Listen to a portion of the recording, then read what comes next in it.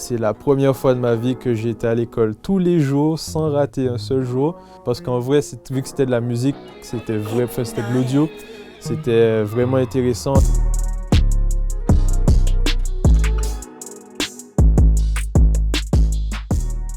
Dès le début, quand j'ai commencé, moi je voulais principalement toucher au studio. Là.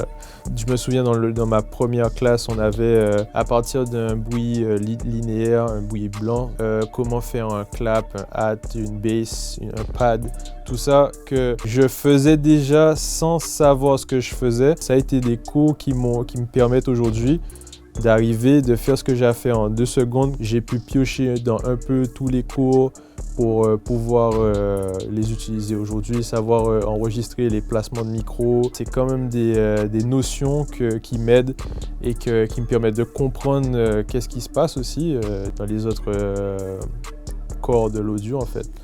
L'école est principalement là pour nous guider et nous apprendre tout ce qui est du côté technique. Après, il y a toujours une part à faire soi-même. Il faut être autonome et pouvoir se débrouiller. On doit faire en sorte que ça puisse nous servir. Il faut aller sur le terrain pour voir comment ça se passe et comment je peux atteindre ce que je veux être. Quand j'étais à l'école, je voulais déjà appliquer ce que je voyais. Et moi, j'étais vraiment à fond sur aller au studio. J'attendais pas forcément d'opportunités. Je me suis quelquefois créé mes propres opportunités. Je partais à Toronto, peut-être un week-end. J'essayais de rencontrer des gens dans la musique. Je bookais des studios dans la ville. J'invitais du monde à bosser. J'étais déjà en recherche active de travail. Je suis parti avec MB qui est du groupe 514. On est parti à un festival Mama en France. J'ai pu rencontrer du monde, j'ai pu rencontrer d'autres artistes là-bas. Pendant que j'étais à l'école, en gros, je me débrouillais déjà pour bosser sur le terrain. Pendant l'école, j'ai appris c'était quoi un Juno.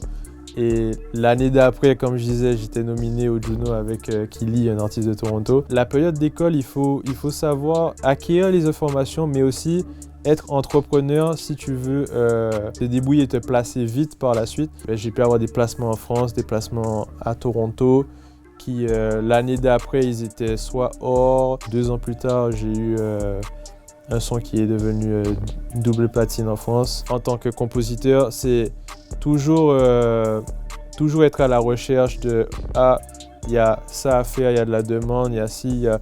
Donc toujours être en perpétuelle recherche. Le succès, entre guillemets, dans la musique, c'est beaucoup plus que du talent. Il faut connaître tous les aspects autour pour pouvoir atteindre les buts souhaités. Et en fait, il faut connaître aussi ses points forts et ses faiblesses. Chaque personne est différente, chaque personne a une façon de procéder différente. Et savoir ça va permettre de moi je suis moins bon en marketing, moi je suis plus introverti, donc il faudrait peut-être que j'aille vers les gens travailler mon côté relationnel. J'ai du mal, il faudrait que je poste un peu plus sur les réseaux, peut-être qu'il me faudrait un site web.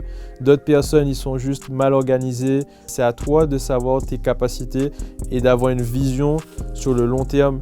Parce que sans vision, la majorité des gens sont perdus. Si tu es passionné, tu dois tout le temps être au courant de ce qui se passe. Parce que s'adapter, c'est un point phare. Parce qu'aujourd'hui, surtout dans la musique, on connaît une expansion, notamment des plateformes de streaming. Mais aussi, là maintenant, on rentre dans une nouvelle ère avec les NFT, la musique, tout ça. Donc, savoir qu'est-ce qui se passe et se positionner par rapport à ça, il faut être au courant et pouvoir s'adapter à n'importe quelle situation.